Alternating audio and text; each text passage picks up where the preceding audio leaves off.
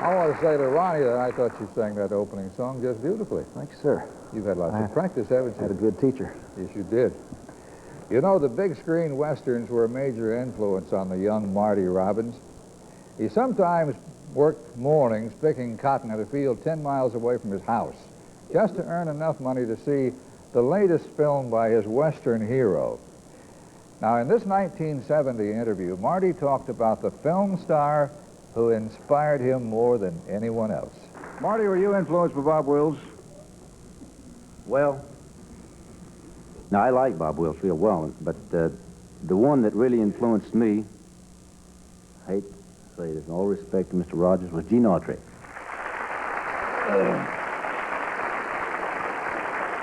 Ladies and gentlemen, we are delighted tonight to welcome to Nashville Marty Robbins' hero, Gene Autry.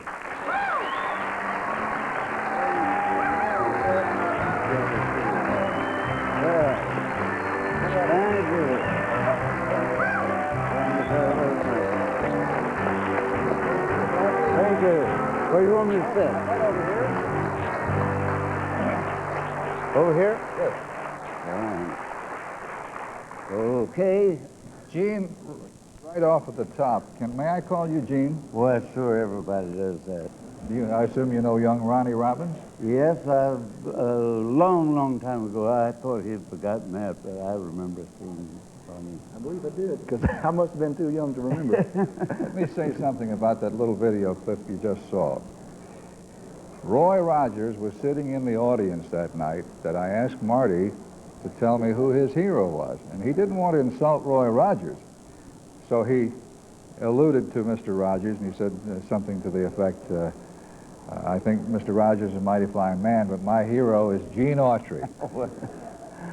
Well, I feel flattered about that. I've known Marty a long time. You know, in 1942, I spent almost a year in Phoenix. I was in the Air Force out there at Luke Field. And I knew about Marty, and I knew him when Art Satherley of Columbia Records first started recording him. And I followed his career for years, and I always made it a point to see him when he came to California or when I was here, and I escorted him around. I was president of the Cowboy Hall of Fame when we put Marty in that great bunch of characters over there. And I was just sorry, you know, it was a year ago today, the baseball meetings were held back in Hawaii. And I was over there when I read about him having an operation. And I called, but I couldn't get through to him because, well, I should have known him after having an operation like that I couldn't get through to him. But the nurse said she would make it a point that he would get the message. And then, of course, we lost him before I had a chance to talk to him again. Gene, I believe you're in town this week for the baseball meetings again. Yes, that's right. Which are being conducted next door. Did Marty Robbins ever tell you that you were his hero? Yes, he told me that a lot of times, and I guess I told him that he was one of my favorite people, too. I used to tell him that I'd give anything in the world if I could write and sing like he can. Well, I know that he enjoyed singing your songs, like Mexicali Rose, and the beautiful ballads that you performed. He could probably do them a lot better than I could. Oh, I doubt that. Earlier this week, I went to the home of Mrs. Marty Robbins, Marizona, and during that interview, Marizona recalled the time she first met her hero, Marty Robbins. Upton's Malt Shop on the square in Glendale. And Marty came in one day and started acting cute. I liked him, and so he would come in and tease me a lot, and we started dating from there, and so that's how it was. Was he singing any? I didn't know he was a singer. many people have heard me tell that I had, since I was 11 years old, I would go out and wish on a star for a cowboy singer in pretty clothes, because we came from a family almost as poor as Marty's family, and I was staying with some friends in Glendale, Arizona, and he just wanted to know if it was all right if he brought his guitar over, and of course I was really happy to know that he could sing and play the guitar. But I was curious, there had to be a day when he came in and said, we're moving to Nashville. How'd you feel about that? Well, I think that it was kind of exciting because he had already been out one time and made an appearance on the Grand Ole Opry. So this time he was to come back and play as a regular on the Grand Ole Opry. So it was a pretty definite move. And Ronnie was 3.5 at that time. It was kind of a big change. I had never really been away from my parents. And let's talk about religion for a moment. Was Marty involved?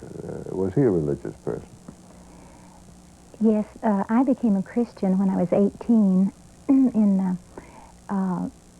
Well, Marty resented somewhat the fact that I was going to church. And there's a little story behind the song, I'll Go On Alone. I don't know, a lot of people have not ever...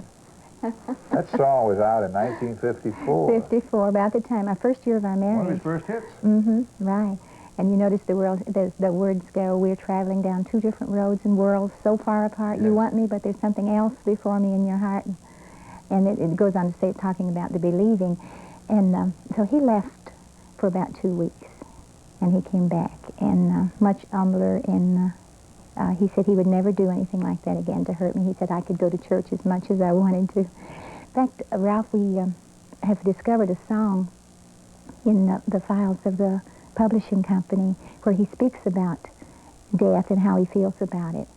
And that he said, if when that time comes, he says, it will find me clinging to the hands of Jesus Christ. So I believe that he is there. I had a very dear friend who saw a vision of him going into heaven. So it was real with him.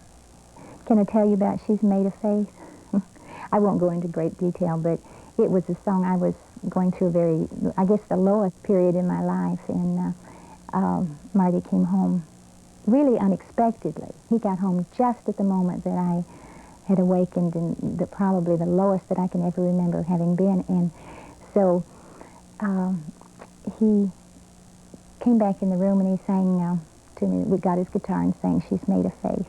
And you see, the song is written just opposite of the way I was feeling. I think he did it just to encourage me. And I think during this period he showed me a side of him, and I think he surprised himself. He was the most tender and gentlest that I had ever known Marty to be. And I've told others, and I'd like to say he really, the last 5 years of our lives, our lives together, were the best in our marriage. The last 2 especially, we were very close.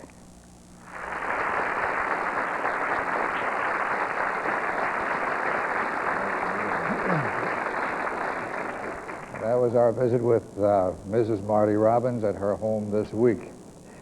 We'll continue with our tribute to Marty Robbins as Farron Young sings A White Sport Coat in just a moment.